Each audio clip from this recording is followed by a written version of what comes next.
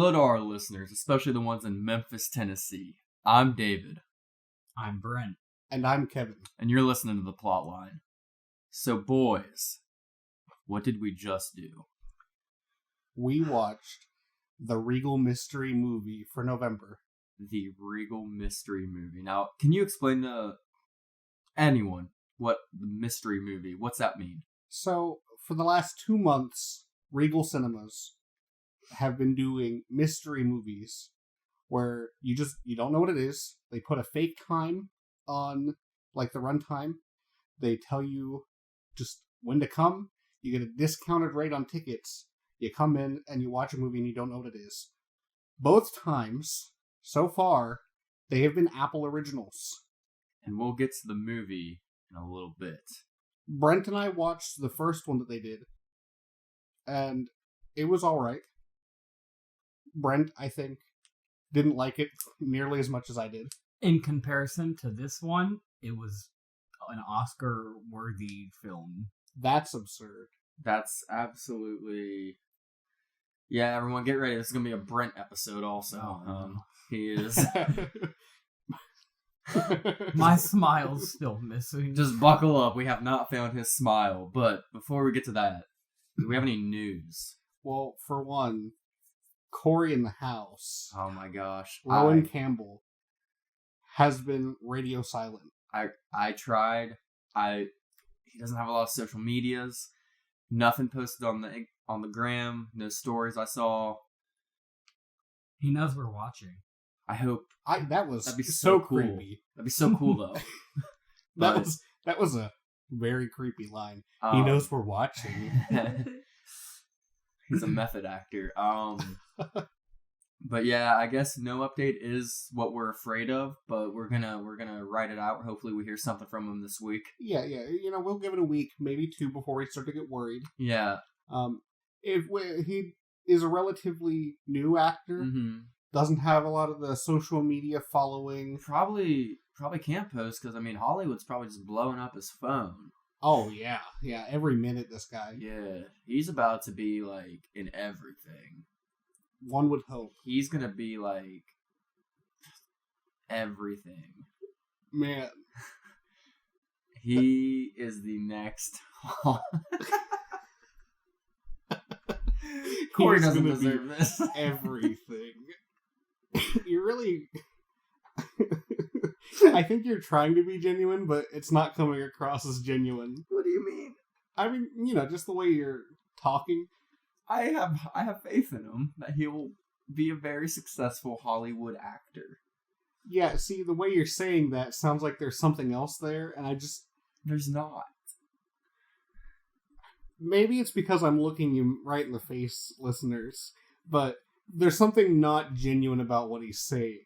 And it's not in your smile, it's in your eyes. And you can't hide that from me. What? Brent, do you see it? My stake in this is next to none.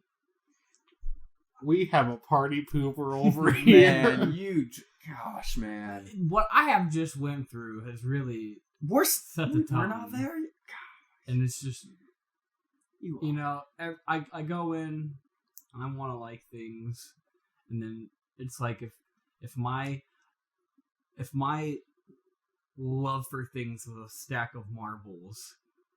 Here lately, it's like every time I go to see a movie, the movie takes a handful of my marbles and then leaves me. How do you stack marbles? If you had a pile, you can't even pile marbles. I hate you guys. You use quite possibly the most spherical thing. They're round, they're smooth, they're glassy. But we stack in them. I don't mean. You can have an unorganized stack. You can have a stack that's not like... Have you ever tried to pile marbles? Have you ever played Jenga? Yeah, those aren't marbles. Those are the opposite. You can have a stack. You can pile up. You can have a pile of marbles. I just gotta say, out of the universe of things you could have picked, glass spheres versus wooden cubes. You set humanity back a couple years. You're sending me back a couple of years. Or you're ahead of us if you're stacking marbles. That's incredible. Sorry. Oh my god. Hello, darkness, my old friend.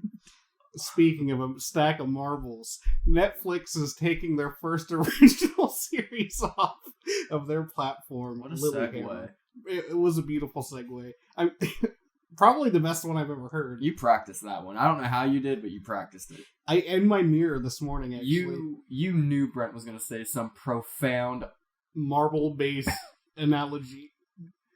This episode's going to turn me into the Joker in real time.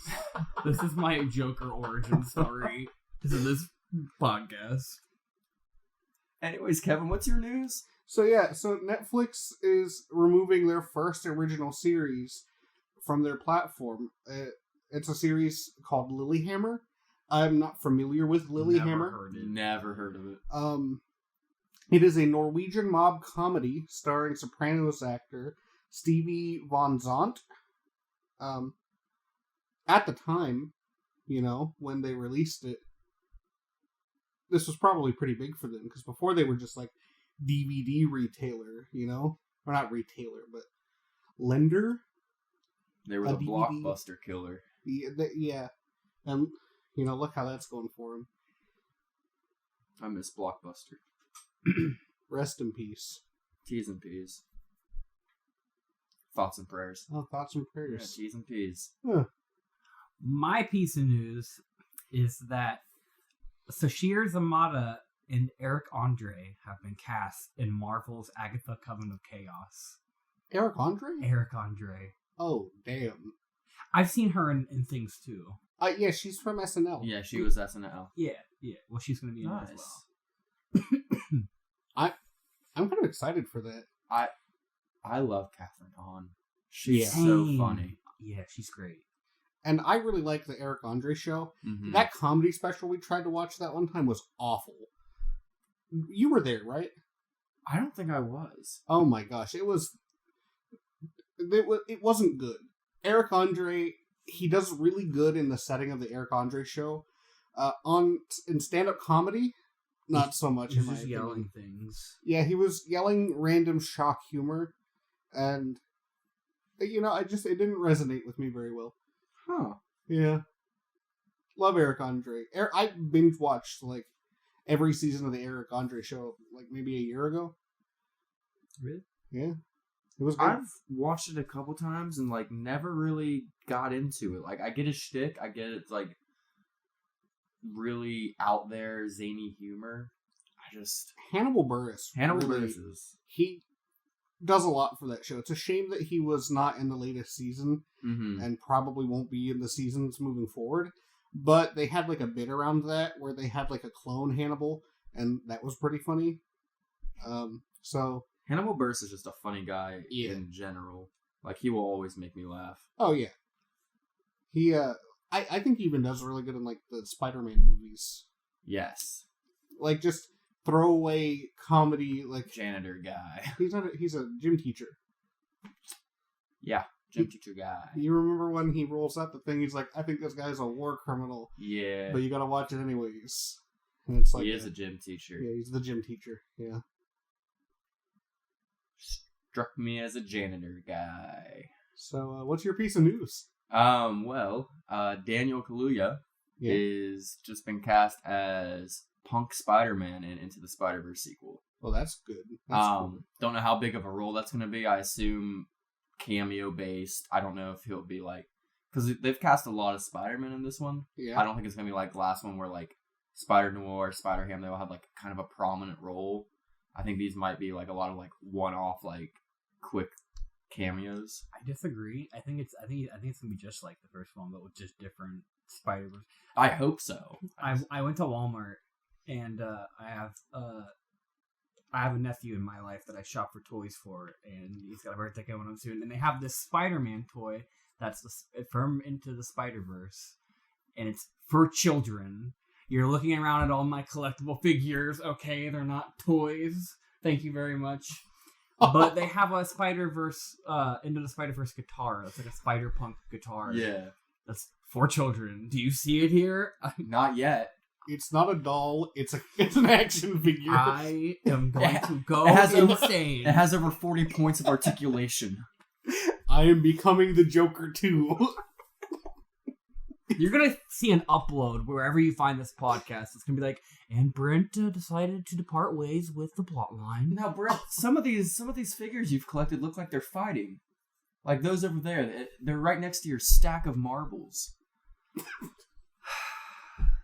Why are we laying into Brent this episode?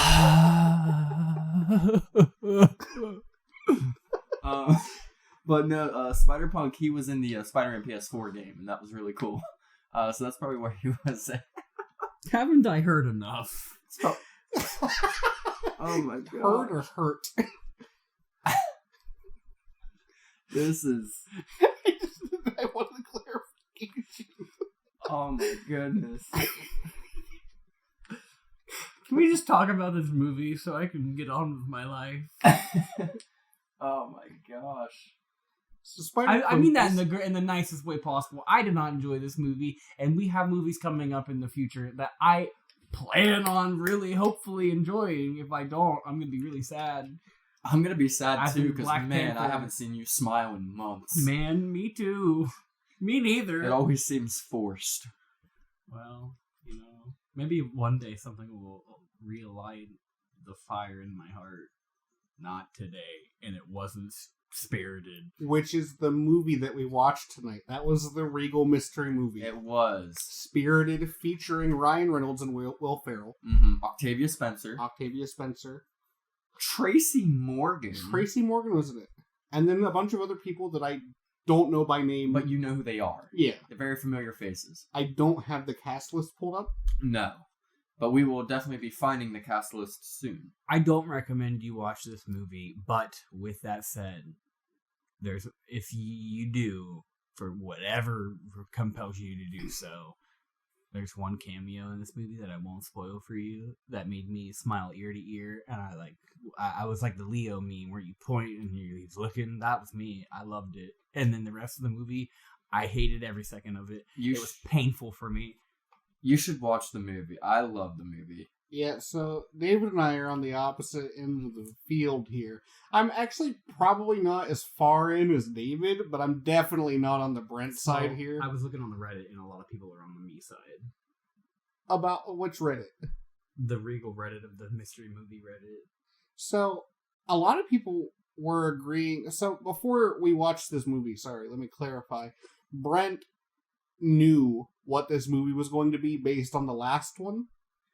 I was going in with like rose-tinted glasses that maybe Regal didn't strike a deal with the devil to give us Apple original movies every month, like marked as a mystery movie. It's definitely a marketing ploy that I'm probably going to fall for time and time again because I like the allure of a mystery, even if it's not really a mystery. It's just like you're gambling with your time. Like, well, but like, it was. Are you gonna love it or are you gonna hate it? Both times, I haven't thought they were that bad. This is my first mystery movie, and you always remember your first. And this was awesome. I loved it. David loves a musical. I'm a sucker for a musical, which is super, like, you wouldn't guess it. But man. The thing that really strikes me is that Brent likes Grease too. Why you gotta out me like this? But he hated this movie because it was a musical. No, that's not why I hated it. It wasn't it didn't need to be a musical. It didn't. It did not need to be a musical at all. It wasn't a good musical. It was None of the musical numbers were good. It was They were all forced. Every time someone started to sing, it was like groan worthy. And even some of the characters in the movie were like, "Please stop." And it was just bad. It was needless. It was just. I think they leaned into it, like, purposely being off-putting. Like, there was, like, pauses, like, where you knew they were about to sing. Like, that was done intentionally. But it wasn't done good. They leaned into it wasn't done good. It was bad. I thought it was done, like, fine. And I thought all the songs were good. And then on top of that, did you pay attention to, like, the set pieces? They were, like... awesome. Yeah. I'm going to say something. Okay, I will say.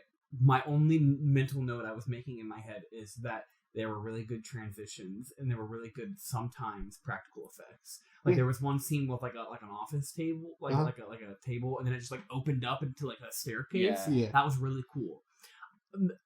I think the majority of the content of the movie was not. I think the movie leaned very.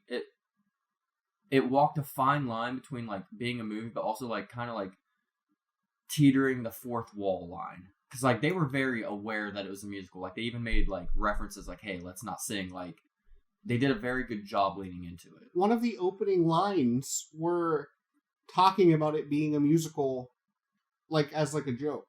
Mm-hmm. They said that like once we do this thing, now it's a musical, baby. Yes. And like it was, they very much knew what they were doing. It was that was like one of their bits essentially, was the plot of the movie. Man, I have probably you guys are gonna think it's a wildly unpopular opinion. But I think Ryan Reynolds is slowly but surely dipping his way into like Adam Sandler territory. what? Have you seen some of the stuff he's put out lately? Like, what was that movie that like just like fake movie he put out with I think it was him, The Rock, and Gal Gadot on Netflix that like nobody watched, and the only thing I ever heard about it was like, this seems like a type. You know, when you watch movies and they're watching movies in a movie, Yeah. and it's like, oh, this isn't like what a real movie's like. That's what it's like. Every clip I've ever seen of it is just bad. It's just bad, and he's like slowly going to be. He's just going to turn into that like Adam Sandler will do anything type of guy. So I think that it may have been like a career move for him to just do a couple bad movies while he was coasting, trying to get back into Disney's pants to make Deadpool 3.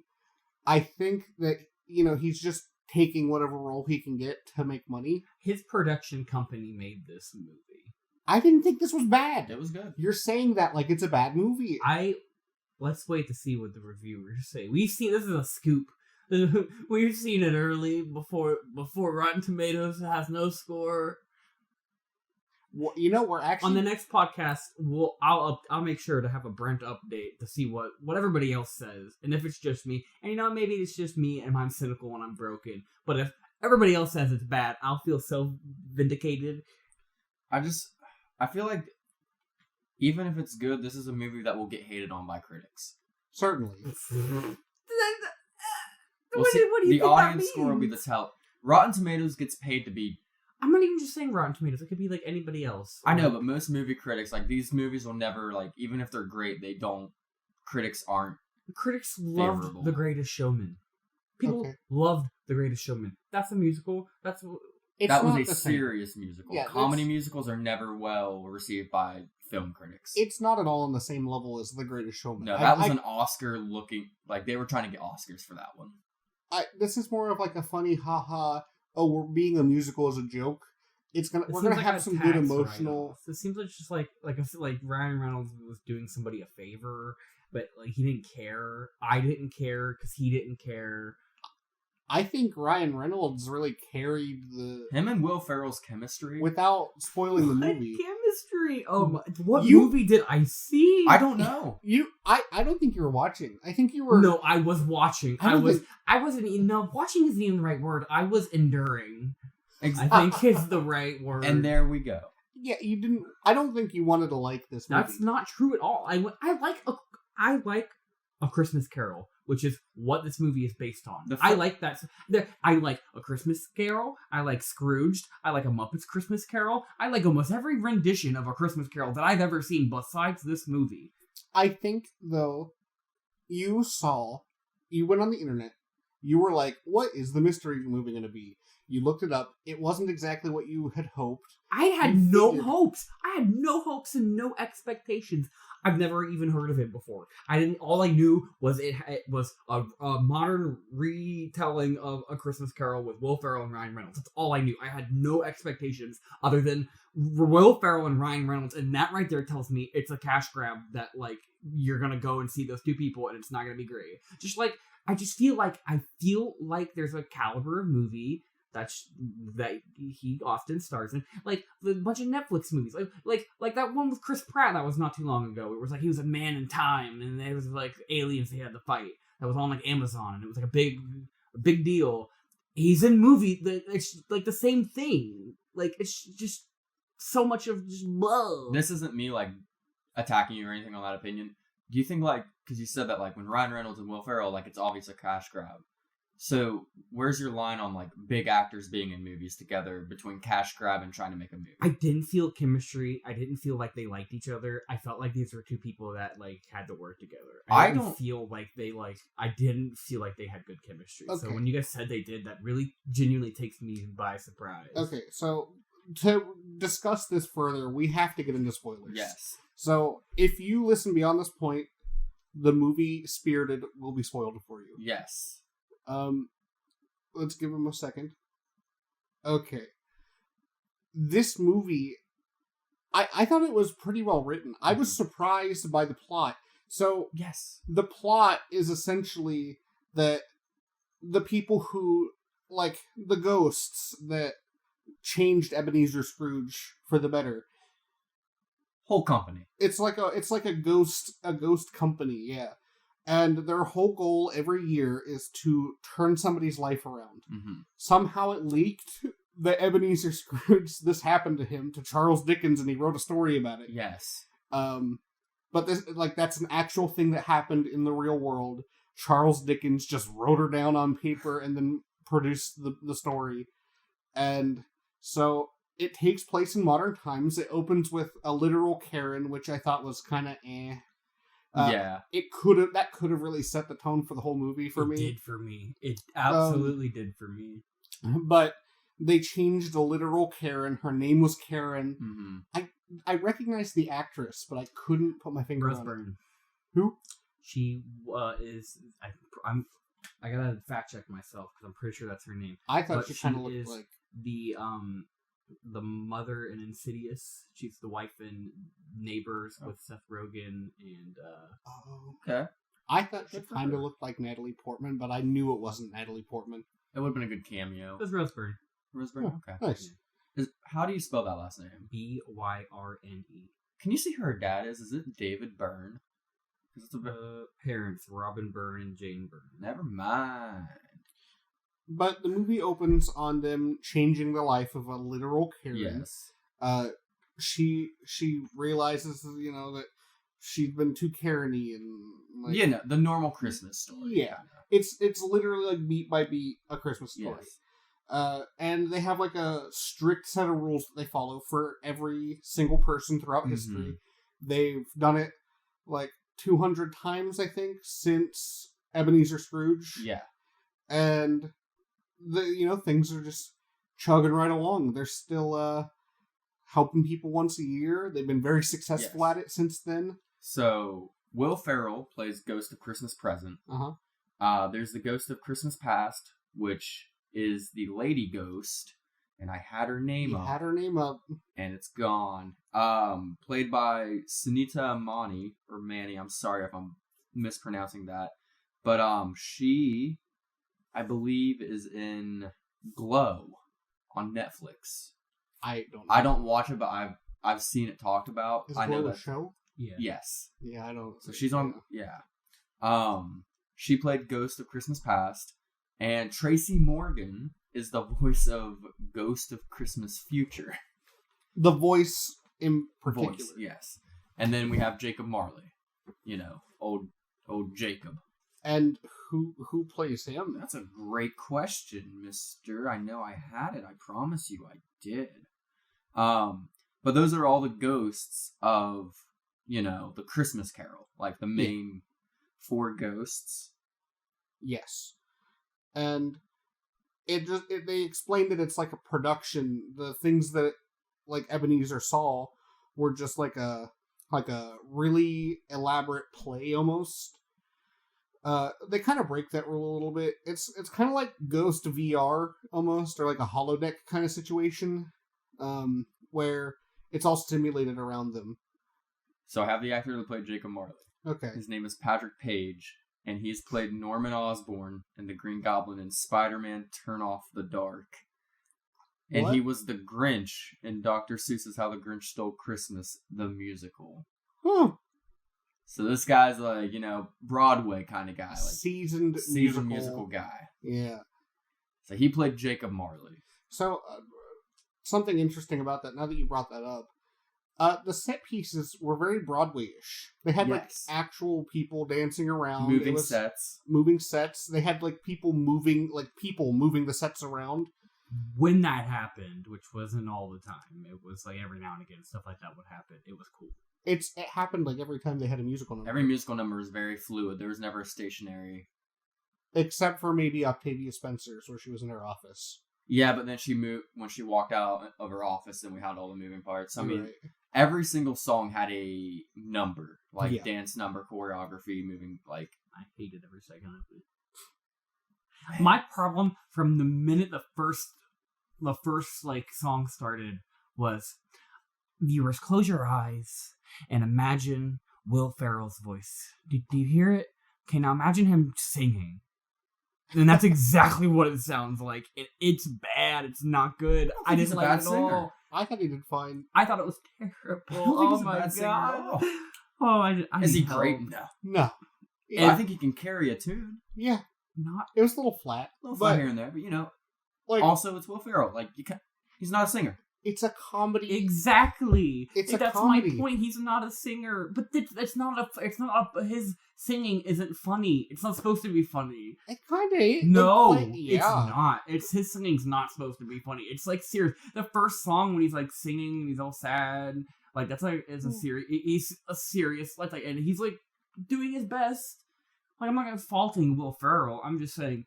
Ooh. But I'm saying, for your lead in a comedy movie that also happens to be a musical, are you gonna hire a singer, or are you gonna hire a comedian that can kind of sing? The Christmas King himself, yes, Will Ferrell, that can kind of sing. Elf.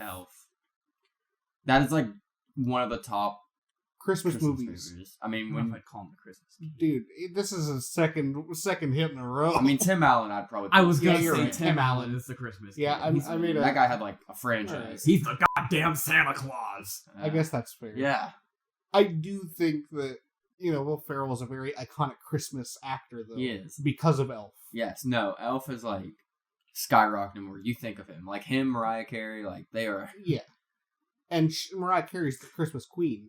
Yeah, goddess, if you will. I mean, she's thawing out as we speak. And they got their ice pick and hammer out to break Will Ferrell out. Yeah, for one go. Yeah, he thought it was already December, but we're like, nah, we got to film a movie. Has he been in anything recently? Some bad movies. He was in a last movie I do remember was Sherlock Holmes with John C. Reilly, and that was heinous. I didn't watch that. That was a hate crime against cinema. What were you gonna say, Brent? What negative input do you have for this? Hit us. Come on, Debbie. I've never liked Elf. Oh my goodness. No, what? Oh. I don't. It's a classic fish out of water story. You're like so whatever. You're like a toy where you pull the string on its back and it just spews nonsensical negative. I'm Eeyore, I get it. Oh. I never liked Elf. This was the worst movie I've ever seen. I'm stacking marbles. Oh. And we're like, that didn't fit his theme at all. Man, I just like Step Brothers is good. I like Step Brothers Talladega Nights. So that's good. Yeah. You don't think that's the only. The other guys with him and Mark Wahlberg. I think I liked that movie. Daddy's Home. No, hated that movie. Did not think that was good. Oh, that was the decline. No. The other guys. It's where they play like cops. Get Tough or Get Hard. Him and Kevin Hart. What am I thinking? The other guys. He said the other guys like 7 times, David. I don't know what you're talking about. You should watch the other guys because it's way better than whatever this was. You're talking about a Anchorman? The other guys. Yeah, that's a poster. Anchorman? Anchorman's alright. He's also in the Lego movies. Are you talking about Rush Hour? No, that was Jackie Chan. Oh. And or Chris Rock. I don't know who you could be confusing him with, so I'm just going to cover my bases. You said one with Kevin Hart and somebody else. Yeah, he was in Get Hard with Kevin Hart. Will Ferrell was? Yeah. Wait, wasn't he the bad guy? No, it was like a buddy cop. you know. Who's the bad guy in that? I don't know, but I can click on the hyperlink. That's fine. Don't worry about All right. it. And back to the movie. Megamind? We have Megamind. I mean, we probably should. It's kind of the point. We watched it. Zoolander? Okay, we can stop naming Will Ferrell movies. Austin Powers. That's a Good one. Hit after hit. I don't know, man. I'm so- scrolling through and his not discography. That's not the right word. We'll go with Filmography. discography. Well, you can add it to discography Oh now no, with the there soundtrack. is this discography. Guy's singing his heart out. So this movie really turns the trope of there's a mean guy, the ghosts try to fix him, Mhm. blah blah blah, on its head. Yes. We're skipping past some of the like yada yada stuff. They were going to go after this one guy, Yeah, but and then we see our main Scrooge of the movie, if you Yeah. will. he's like a mega Scrooge. Mega Scrooge. He makes Scrooge look like a chump Yeah. a lot of times in this movie, Yeah. literally. Um, So played by Ryan Reynolds. yes, very charming, very Always. witty. Good looking. He's everything you want to be your charming villain. Playing the same character that he does in every movie. I don't think so. He's normally not playing like a villain type. But he's like his attitude, the way he carries himself, his tone is. He's typecast. He's typecast. He's like, I guess my problem is like when we like talked about Black Adam and how it's just like, hey, that's The Rock. I'm like, hey, that's Ryan Reynolds being because Ryan Reynolds. you can't detach Ryan Reynolds because from he Ryan doesn't do Reynolds. anything different, Well, I think he just has found a formula because he did and it doesn't work. because he started off in rom-coms. So I mean, Mhm. being the but charming. he was good back then. I don't know what happened. This is kind of a rom-com. I would say it's got like some a aspects. It's like a brom-com. rom-com, a Broadway musical No. rom-com. That's not what I was going for. Can it be what we're going for? I mean, you can call it that, but I was thinking like a bromance comedy. yeah, that too. So basically, they list Ryan Reynolds' character, Mr.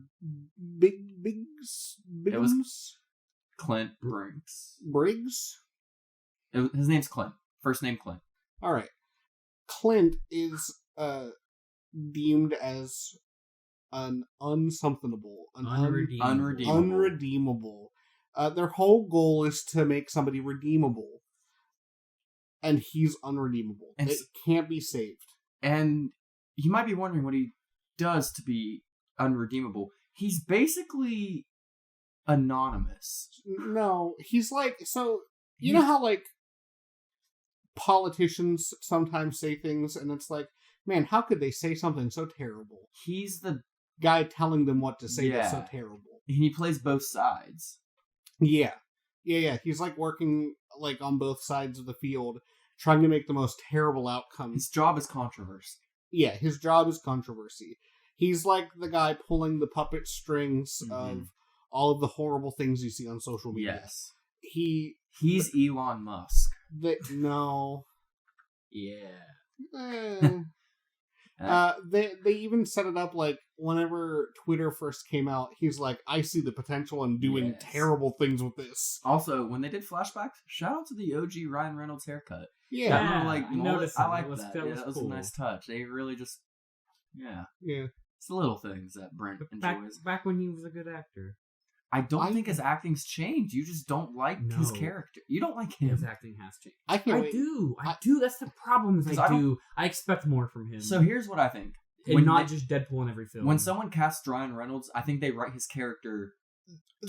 In the writer's room, they're like, we want a Ryan Reynolds type. And then they probably shoot for, we should try to get Ryan Reynolds, but if not, we'll have to, they probably have a list of other people they're Yeah. going for. But they probably write the character as a Ryan Reynolds type. And he, remember when he was Pikachu? That's my problem. What do you mean?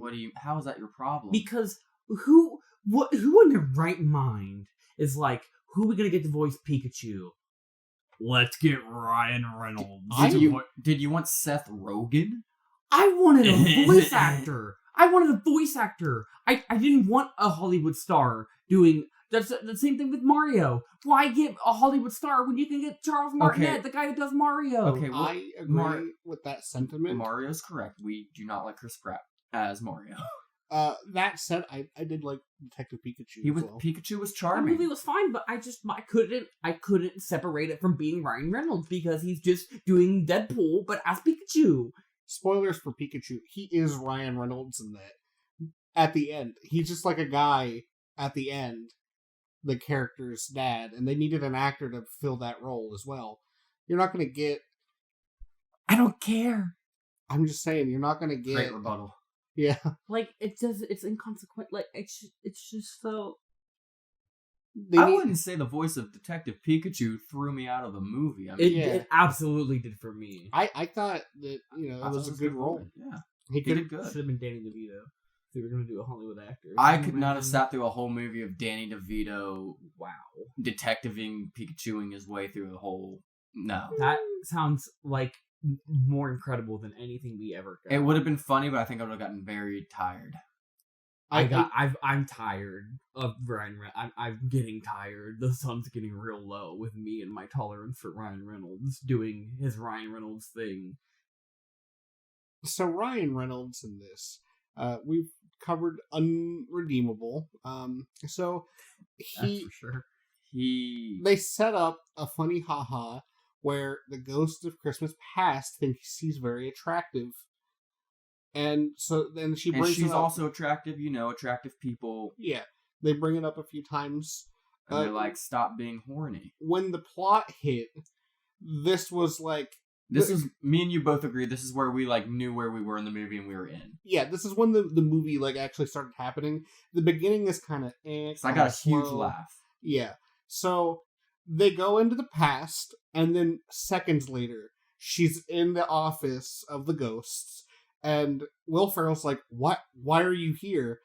Because Ryan Reynolds is so charming that he boned a ghost, the ghost of Christmas past. And she, had to take 5. Yeah. She could not continue. She tapped out. So Will Ferrell, the ghost of Christmas present, took double duty and did both the past and the present. Mm-hmm. Which is the first way that it completely twists the original. Because I don't ever remember the ghost of Christmas past getting boned down by Ebenezer Scrooge. But I didn't find that interesting. I didn't find it funny. It was pretty funny. That was pretty well delivered. Did you hear me laugh at that? I looked over and you were curled up in the fetal position. Yes. Oh, we didn't mention a very important part as well. Oh? Kevin bought us front row seats. Oh, yeah. So we were watching this movie at a painful angle. So I had so much fun that I didn't care. Yeah, it kind of melted away for me. It melted away. It added to my misery. It honestly helped me love this movie more. Wow. What a take. So for clarification, I didn't want front row seats. We had a fourth, or I planned for a fourth, and there were no contiguous seats that we could get that weren't in the front row. And I didn't know this until we were walking in, because I ran into some of my friends outside, and I'm like, "Where are you guys sitting?" And they said the back. And I looked at Kevin, and I'm like, "Where are we sitting?" And I said, "The worst seats in the house, baby." You know, another thing that I think this movie has going against it, I'm not ready for Christmas. November's hasn't even started yet, barely, and it's well, bam, we're a week in. You can't blame this movie when it's a mystery movie that was released before it's intended release. 4 days. 4 days. 4 days. November is very much Christmassy season. It's the same way that they release Halloween movies in September. They always try to start out, because this will be out. I don't like it when they do it with Christmas. I'm all for it. I want to start Halloween in June. 2 of our 3 spooky Halloween movies that we watched for the Halloween episode of this podcast were released the month prior. Mm-hmm. Yeah, and so one of the Christmas movies that we're now reviewing for the Christmas season, which we didn't plan. We didn't plan on. This is just how the dice rolled. Yeah, I kind of thought this was going to be The Fabelmans. Mm-hmm. But yeah, so one of the Christmas movies was released a month prior. We're just, we've started doing this now, so we're not reviewing it a month later now. Yeah. Well, we should watch some actual good Christmas movies and talk about those. Yeah, we'll watch Elf. You guys can do that without me. You can get a guest to fill in. I think we have a slate picked out for this. We do. Month. We've got some scheduled out. Yeah. So luckily, Nothing that I care about either. So No, one of them you sprinkled in suggested. some. what? What? It's Real- the you have to Bill tell me. Goldberg. Oh, I forgot I suggested. Okay, now I'm Yeah, excited again. We're gonna do a double. So this is, I guess, Sneak peek. sneak peek. We're doing a double for that one. We're doing that movie with Goldberg and then Violent Night on the same. Like we're gonna Santa do both. Sleigh, I think is what it was Santa called. Sleigh and What? Violent Night because they have very similar Similar energy. themes. It's on the Yeah. schedule. So Okay, well, I'll take it back All right. momentarily, begrudgingly. There we And- go. Look at you. You kind of smirk. That's improvement, buddy. That's almost it's a gone. smile. Oh no, we brought it up. We brought it up and it went away. Should have let it go. Just so happy to see it. I haven't seen Brent smile in months. Where were we? I don't even know, man. Ghost Christmas Past Bone just down, got boned. Yes. and then so. Which, speaking of the Bone Zone, Tracy Morgan was trying out some catchphrases. Oh yeah, the Bone Zone. The Bone Zone was one of his catchphrases because he doesn't talk. They made fun of that too. Well, he talks in the office, but he doesn't talk. Yes. Yeah, he doesn't talk when like He's haunting. haunting people. Yes. Tracy Morgan in this is a big skeleton. And it's really funny. Like, when Yeah. it was talking, I leaned into Kevin. I'm like, that's Tracy Morgan. There's no way that's not Tracy Morgan. Yeah, which it was. It was, though. I mean, So we get into like the haunt. mm-hmm. Will Ferrell pops up in what's Will Ferrell's character's name at this point? Because We skipped over a huge plot point. When they were doing their research on Oh yeah. Ryan Reynolds' character, Clint, first off, he's helping his niece. That's a huge plot point. I can't believe we missed. I can't believe we did either. He's helping his niece Yeah. run for student council begrudgingly against Class president. class president, yes. And he basically tells her to run a smear campaign against an 8th grader. And he gets one of his like researchers, his opposition researchers, Mhm. his head opposition researcher, Yes. to find the dirt on this 8th grader. Played by the lovely Octavia Spencer. And she is having second thoughts about it. Will Ferrell is watching her, trying to see if there's a plot line there that they can use. Yes. And And Will Ferrell starts to fall in love. somehow, some way, Octavia Spencer can see him. Yes. Nobody else can. Because the plot says so. Well, they kind of They touched on it. yeah. It's like he wanted her to because he had such a big crush. Yes. He can make people. He can They- do whatever he wants, man. I mean, he's Yeah, a these are ghost. ghosts. They can make people see them. How the whole mechanic of the movie where Ryan Reynolds is being haunted by them wouldn't work if they couldn't make people see Yeah. them. You're rolling your eyes, but you know we're right because we. The whole movie wouldn't make sense if people didn't have the ability to see the ghosts. Yes. It just doesn't work that then. You just completely the plot doesn't make any Yes. sense at that point.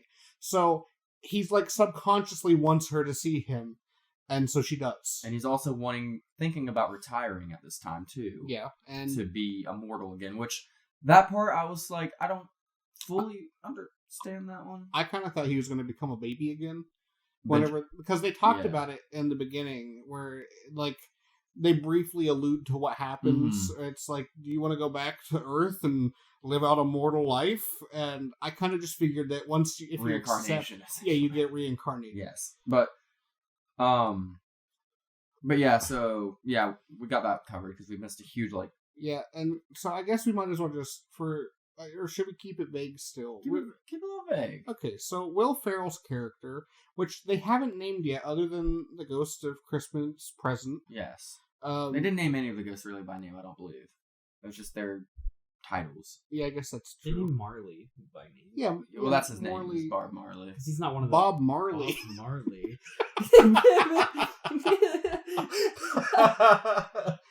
Jacob Morley? Jacob John, man, I'm a haunter now.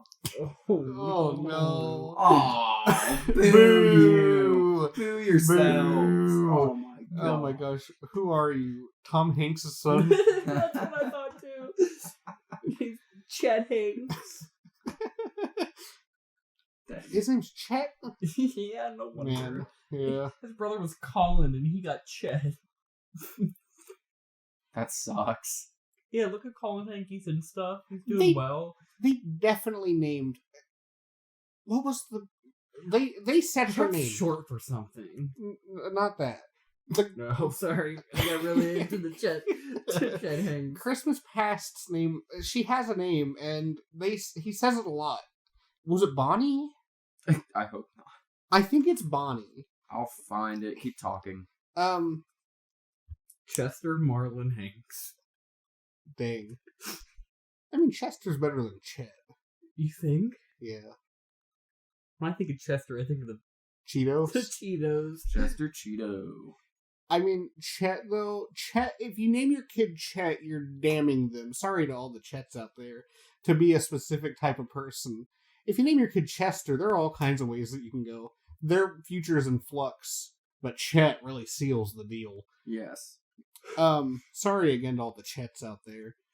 Yeah, she's just credited on IMDb as past. They definitely... I'm telling you, Will Ferrell says her name like 100 times. I'm not. We can't go back and watch it right now to figure out because it's not out yet. Man, what was I saying? So, Ghost of Christmas Present takes the reins. He's in the bedroom. Goes to the past. Ryan Reynolds' character, I've already forgot his name. Clint. Man, I'm really doing bad with the names on this one. You are. So Clint immediately is like, what's happening? And is very confused about the whole situation. But he just doesn't give a hoot about he is being a problem. He's like running through the different portions of the story because it's like laid out in a way that's like a walkthrough movie. Like I said earlier, it's like the holodeck from like Star Trek, but ghost powered. Yes. So they do a couple like, this could have been your future wife. No, we're still in the past. No, they go over where he met her. You've skipped forward. They go over points of his life that seem like they could have been turning points where he could have ended up being a better person or a worse person. Yes. And every single time he's like, oh, this is like, you're misreading this. This is the best thing that ever happened to me. Like his mom promises him a dog, and the dog didn't even promise him. Well, she gave him a dog bowl that said Sparky on it, and then it's just like, your dog ran away. Worst generic dog name ever. Sparky, like, come on, mom, pick a better name. The mom sucked. Yeah, the mom did suck. She was a drunk. So the mom wraps a dog bowl that says Sparky on it, and then leaves the kitchen door open, and says that the dog ran away because the kids left the door open. She never got a dog. Never got a dog. And then so little Clint is running around outside on Christmas Eve looking for a dog. And this line was actually super, like, I love this line. Is like, he basically said, Man. Oh, you loved it so much you forgot about it. That's the Kevin special right there. It was going to hit eventually as a Kevin special. I thought it would be, it's Kevin. Just come back to me. Pass. So, he basically says that, oh, you thought this was like a bad thing for me, that this was a negative. But this taught me that people will believe whatever you tell them as long as you, like, put enough build-up into it. And that was, like, one of the best lessons he ever got because it led to his career. It was the Will Ferrell line before that, where Will's like, you rather made yourself believe that you had a dog that ran away than to understand that she didn't get you a dog at all. Yeah. It was like something along that lines. I'm like, oh, that's actually kind of like, that's like a psychological thing where you hide trauma. Did you yawn? Maybe. This was a good movie. It was a good movie, man. I don't agree with that. You are the only person I think that left the theater sad. Yeah, it was a feel-good movie. It had some, like, really heartstring pulling moments in it. I think the one heartstring pulling moment. Oh, you went to pee.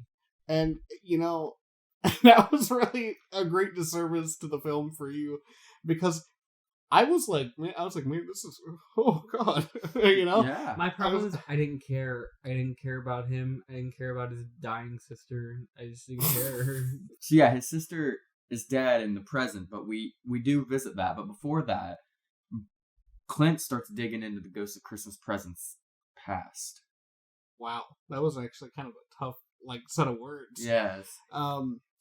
So Clint decides that he doesn't want to continue on the plot line of his past. Oh, Oh my goodness. I didn't mean for that. we have to end it. It's over. Thank God. Clint doesn't want to continue on through the plot of his past until he learns some stuff about the ghost of Christmas Present. Mm-hmm. So he starts asking questions. Present gets kind of annoyed with it and takes him into what they call the kicker, which is the death of his sister. Or, well, it's not actually the death of his sister. His sister's just dying actively at the time. Yeah. And it's revealed later that the reason that it's so intense for him is because his sister is asking him to take care of her daughter, which he doesn't. No. He just runs away from that.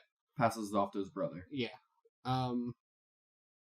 And so before we get to that part, he dashes. He runs away. Yes. And he finds his way into Ghost HQ by, I think, jumping through a table that has a staircase in it. The one I thought that was really cool. Yeah. And so he's in Ghost HQ, just running around. Nobody can catch him for some reason. He's a slippery guy.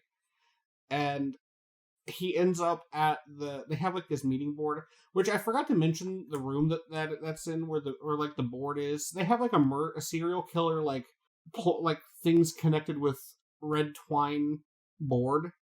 And earlier in the movie, whenever they show that, they have people just constantly tap dancing on the desks. Yes. And I thought that must be the worst job that a ghost could have. It's just tap dancing for eternity on a desk. That's honestly hell. Yeah. It's just tap. But these guys are effectively in limbo. Yes. It's like Christmas purgatory. Yeah, it is like Christmas purgatory. Because they imply that there's a heaven. Yeah. Because there was the light. But this guy's just like, no. But, yeah. So there are ghosts that are tap dancing eternally on some desks. In a room, which has the serial killer board. Ryan Reynolds ends up in the serial killer room. Those ghosts got the night off. The tap dancing ones. Good for them. Where he finds the folder that says that he's unredeemable. Before that, one of my favorite parts I laughed really hard at is Will Ferrell has put up a lot of pictures of Kimberly, Octavia Spencer's character. Why did you say before that? I was leading into that. No, this is slightly before. No, it was after. He sees the unredeemable thing and he's like, why are there so many pictures of my assistant or whatever? Oh, I thought you were doing the reveal of where he was talking to Will. So he's talking to Will. He talks to Will and is like, hey, I'm unredeemable. You can't fix me. Blah, blah, blah. Mm-hmm, but before that, he brings up all the pictures and stuff, and he's like, hey. You just said this. Yeah, and you interrupted me to go with your wrong timeline of events. I loved this movie. Don't challenge me. Brent's actively crying. The worst part for me about all this is having to watch a movie I didn't like and then sit here and have you recount step for step the movie I didn't like. So Brent wanted to do Terrifier this week. No, I just watched Terrifier and liked it. And you were like, we should do this instead. Well, because it's past Halloween. It's something I liked. It's never past Halloween in my time. We should do we watched Terrifier. It was good. You would have liked it. I've never seen it. I'm saying we should watch it either. Maybe next year. Watch scary movies when it's not in September. We're gonna have downtime between big movie releases. You know they're gonna release a bad horror movie in January. They did it this year with Scream. Very true. Don't you dare. Bro, 5 Cream was the worst Scream. 5 Cream was so 5 bad. Cream was not the best one, I agree, but it was I still liked it. It was the worst. The worst. It was the Halloween ends of the Scream. The Scream 4, 5, whatever even the number we're on now. Scream 5 Cream was so bad it made 3 look again like an Oscar worthy film. And your marbles are all sorts of stacked. No, I agree with him. 5 Cream's bad. It's fine. We all have opinions, I guess. Whatever. Yeah. Assholes. This is the one time that I'm not alone in my camp of cynicism. Yeah, it's bad. So this is what it feels like to be on the other side. Yeah. Welcome I have- to my world. I respect you more now, Brent. But yeah, and he looks at Will, and this is where Ryan Reynolds' character also kind of figures out, what? We have to go back to the movie. This part's such a mess. It's a mess because of you. Mess because of the movie is a mess. No, it's definitely me. Good God, man. Oh god, this is just so painful for me. Okay, continue. So where I'll make Clint it through. starts putting together that Will Ferrell goes to Christmas present as a thing for his assistant. Definitely a thing. Oh my Because gosh. a lot of pictures. He photoshopped himself. And I in laughed one. so hard at that one. That was funny. I laughed really good at that one. That was a good joke. And then he looks at Will. Oh yeah, and he's like, "I'm unredeemable," blah blah blah, and then, man, we're recounting this one spot for 5 minutes. And then the over credits and roll. over again. I wish that's what happened. Nah, in reality, we're halfway through. Actually, I think a little bit more. I think the Yeah. end of the movie just felt longer. So it's revealed that Will Ferrell is playing Ebenezer Scrooge himself. And that was a good reveal. Very good. So he died 3 weeks after being redeemed. Of a heart attack, I'm pretty sure they showed. He said something very mundane. I don't remember if Yeah. they showed or not.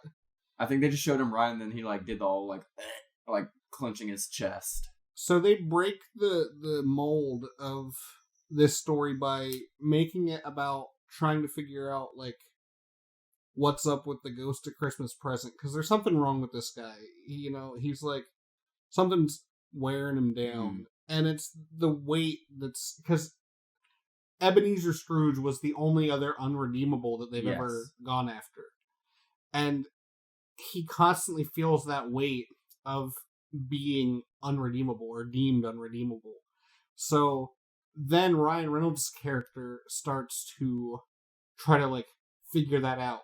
Mm-hmm. And I think he's trying to break him, but then they become friends because of it. But he's like, say a swear word, which at the time of as Ebenezer Scrooge was good afternoon. And there's a whole musical number about that, and he eventually breaks him, and Will Ferrell's running around saying "Good afternoon." It was a funny musical number. Yeah, I liked that one. Judi Dench was in it as Judi Dench. Yeah, Was that the cameo you were talking about, Brent? Yeah, the one that I didn't want to spoil. I don't think that's really a. we're in spoiler territory. Yeah, even still, it's a good surprise. What? We're in spoilers. We said if Still, you're listening still past would- this point. Even if I would have explained the whole movie to somebody, I would have kept that part a surprise. Judi Dench, Judi Dench, Judi Dench, Judi Dench. You guys suck. Spirited. I would have rather watched Spirited Away. Cool. Anyways. Brent doesn't like anime. I think that's why he said that. How are you gonna out me on a podcast? Spirited Away was so good. Studio Ghibli, man. I've never seen a single Ghibli? studio It's Ghibli. Is it not It's, Ghibli? it's Ghibli, buddy. Are you Pretty sure sure? Yeah, it's Ghibli. Actually, pretty I think sure you're it's both wrong. Ghibli. It's Ghibli. Absolutely not. If that's the case, then I'm closest without going It's over. Studio Ghibli. I don't believe so. Am I gonna have to pull up the pronunciation, man, again? I'm gonna do it because I don't trust you. Pronunciation. Okay. I mean, you're critiquing my pronunciation right now. Kevin, keep talking about the movie real quick. Oh my gosh. Okay, so Studio Ghibli. What are we talking about? Studio Ghibli. Yeah, but that's Pretty in close to what I was British. saying. What American pronunciation. pronunciation? More Want to like hear the British pronunciation? no. No, now we have to. Studio Ghibli.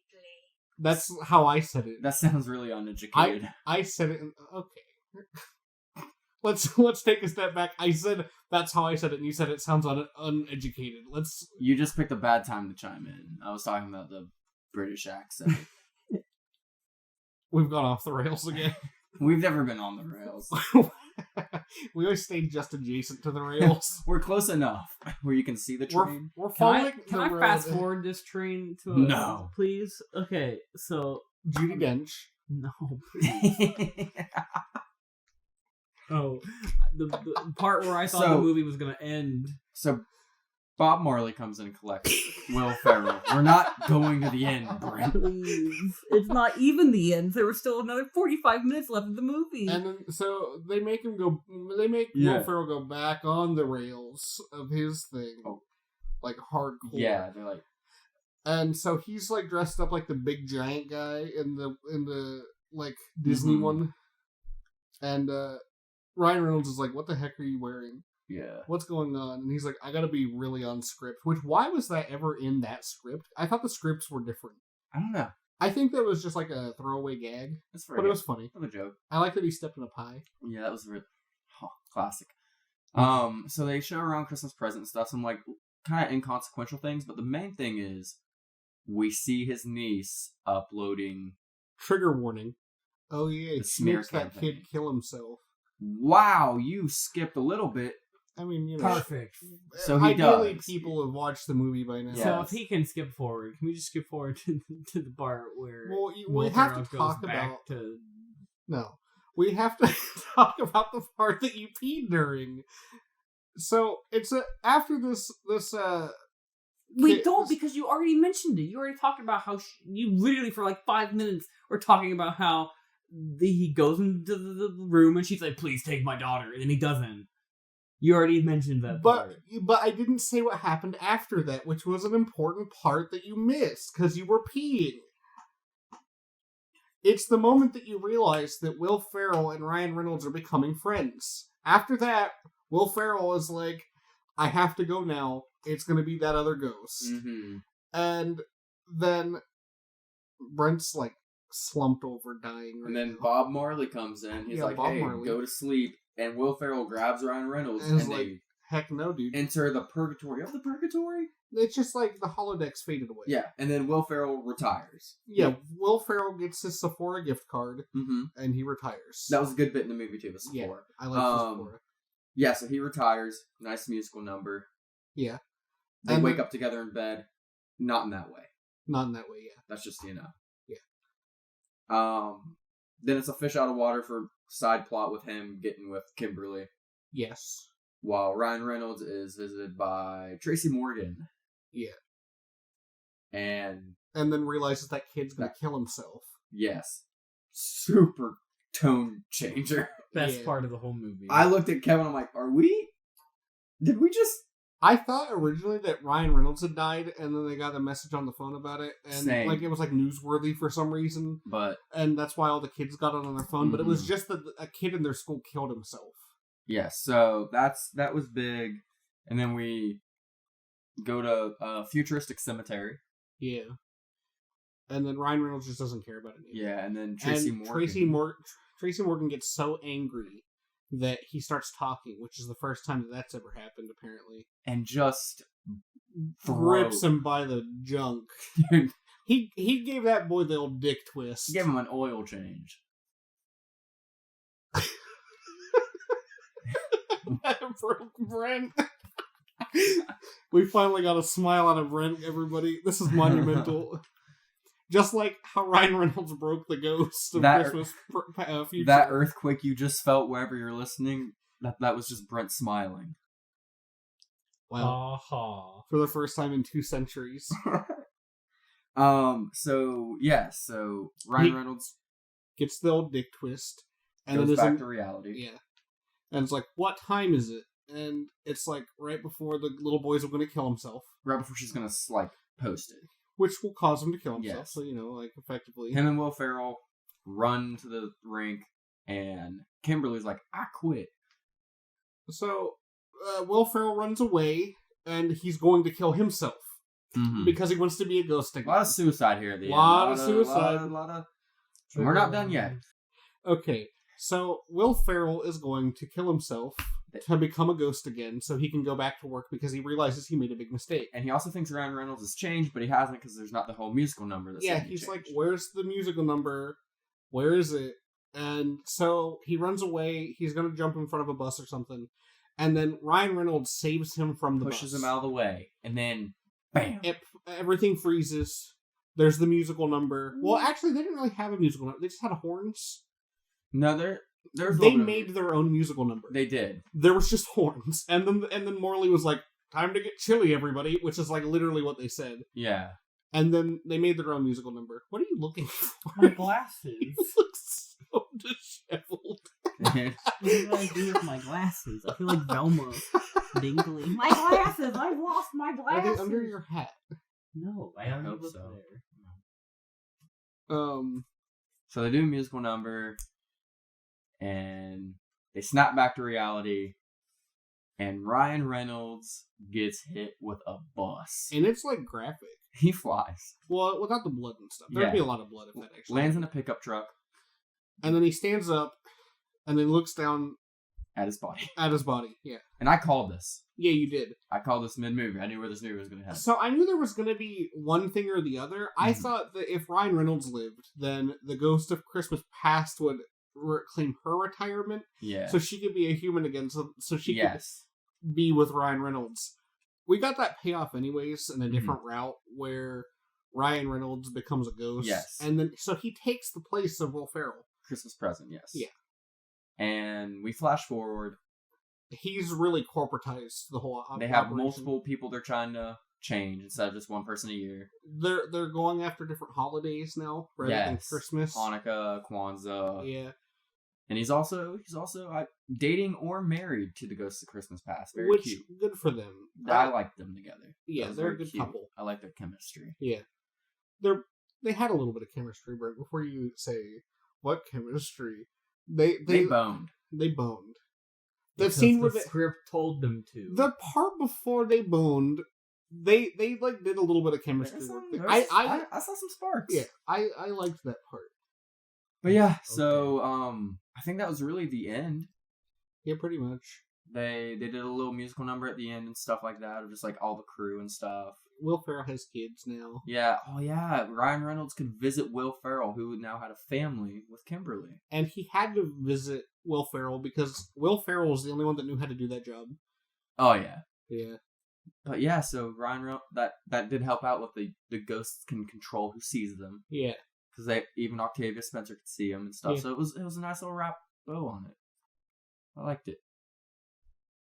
So I give this movie. Man, I don't have a bit for this. I'm not going to use snails. I refuse. No, yeah, don't you dare use this because this movie gets 0 snails. I was watching the credits with like awestruck wonder. I felt like a kid again. I looked over at him and he had his mouth agape, a twinkle in his eye. It honestly could have been a bit, but I don't think it was. He looked so genuine. And when you looked over at me, what did you see? Well, I don't think I can say it. Oh my gosh. I'm not gonna say it. I can't. And I think like What energy did I radiate? Nothing good. despair. Yeah. This man looked at me and said this was the worst movie he'd seen all year, and I was like, this isn't as bad as Halloween Ends in any like stretch of the imagination. And he told me that he would watch Halloween Ends on repeat before he watched this again. Which is just absolutely absurd to me, because Halloween Ends was a stinker. Man, I would Clockwork Orange, open my eyeballs and watch Halloween Ends over this bomber again. This was bad. Don't watch this. Save your time. You should watch it. Jim Carrey's A Christmas Carol. Watch A Muppet's Christmas Carol. Watch Scrooge. Watch them all, Don't but also watch this. I've never, in all of my years, heard anybody recommend Jim Carrey's Christmas Carol.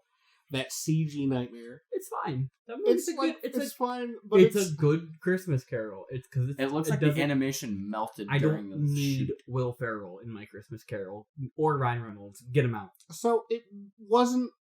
I will say, I'll give it one prep.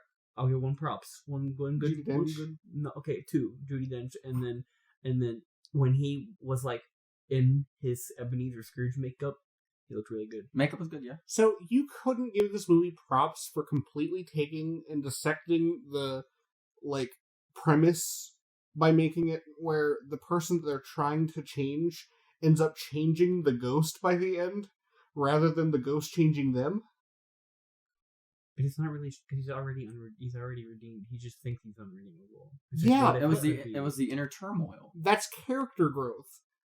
But we Which is the already whole know he's point. not, because he was So it doesn't matter because he was redeemed. So. Did you hear how many times that man said good afternoon? That was a lot. Like a sailor. So much. Anyways, with this being a mystery movie, going in completely blind, never seeing anything about this, I was, all jokes aside, like, I really did like this movie. I thought it was a fun movie to watch. I had fun watching it. I had good jokes, good laughs. I liked everyone in it. Because Will Ferrell can be hit and miss. Some of his movies are pretty big stinkers. But I think him and Ryan Reynolds did good together on set. I believe that they were becoming friends. And I'll give it 6.5 stacks of marbles. I think that's a generous thing. Like I said, this is not a groundbreaking piece of cinema. I think I would give it 7 marbles.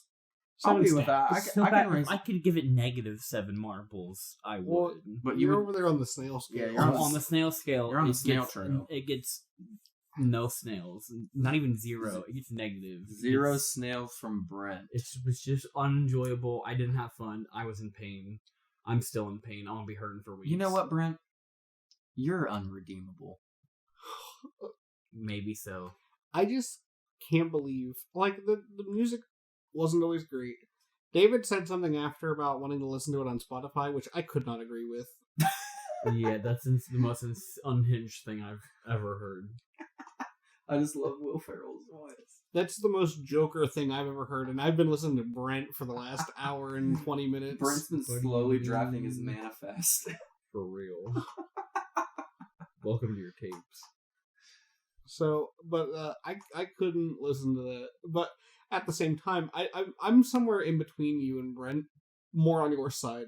But I couldn't imagine watching this movie and hating every second of it, because it was enjoyable. It was like, it wasn't goofy. It was not fun. meant to be taken seriously. It was a very just fun, loving movie. It's like a popcorn movie. Yeah.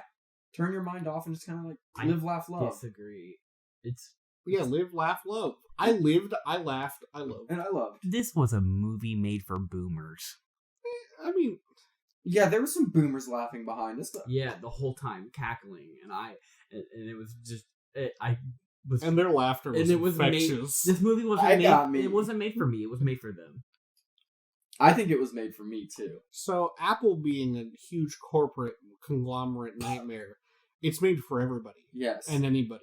They had jokes all the way across the spectrum, just purposefully to get everybody like something to latch onto. Mm-hmm. And I know that this is a soulless film at the end of the day, made by Apple, one of the biggest companies on the planet Earth, just simply so you're thinking about Apple. We're doing it right now. We're talking about Apple. We're giving them free promotion to the few listeners that we get currently. And but that could change. That could change. Hopefully it does. Please tell your friends. But if you don't like this, just act like it never happened. Yeah, just don't tell anybody anything negative. Yeah, but like if you do like this, like totally like tell people. Shout it off the rooftops. Like post it. Yeah, post it places. But once again, if you didn't like it, just forget it ever existed. Don't act like you never met us. We're not on iTunes, are we? Not yet. We're going to be. Well, when we are, leave us a review. You can like star rating on Spotify too. Can you? Yeah, but on iTunes you have to watch it for a couple times. You can leave a comment on iTunes. Ooh, that's cool. I don't. If you're listening on like any platform where you can leave a comment, do so. Do it. Yeah. Do it. There's not a lot of you yet. We understand that. So I mean, we can talk. Yeah. We'll interact. Tell us how we can improve. Here's what you my like phone about number. Yeah, but if you tell me directly. But if you have like negative criticism, like shut your pie hole. Don't tell me. I don't need any more negativity in my life. Don't tell me how to live my life. Don't tell me how to live, laugh, love. If you're gonna thumbs down, just leave. Yeah. No. No. We can't just tell our negative. No, even if they don't like it, we still want their view. Yeah. Like, leave it on, mute it, leave it on. Just please don't leave the negative. My heart can't take it. Direct your negativity toward me. I'll just eat it all up. It affects my day. You know, I guess like there was one part of the movie that I really hated. When we sat in the theater, I hated the only time I hated it. The end? No. So Regal Cinema plays this dumb, stupid commercial before every movie. And it's awful. And I just needed to get it out there. I hate this thing. I wish we had Nicole Kidman. That's saying something. I'd be the guy. It's just a bunch of celebrating unfunny kid people movie. delivering unfunny movie lines that make no sense, and you hate it. Everyone in the theater groans. It's awful. It's the only part I hated about this movie. Once the movie started, I was in heaven. I was like laughing every single time I looked over to Brent. It really, I think it might have amplified my experience a little bit because it was just so funny looking over at Brent, and he's like, he was like literally curled up at one point, just like he had his he has a beanie on, and he like pulled it down over his eyes and was curled up in a ball. I was kicking my little feet. I was having a good old time. It was like the dichotomy of man. One day I'll like a movie for you guys. But, well, I have nothing else to say. Yeah, until then, I'm Kevin. I'm David. And I'm Brent. And this was the plot line. See you guys next week.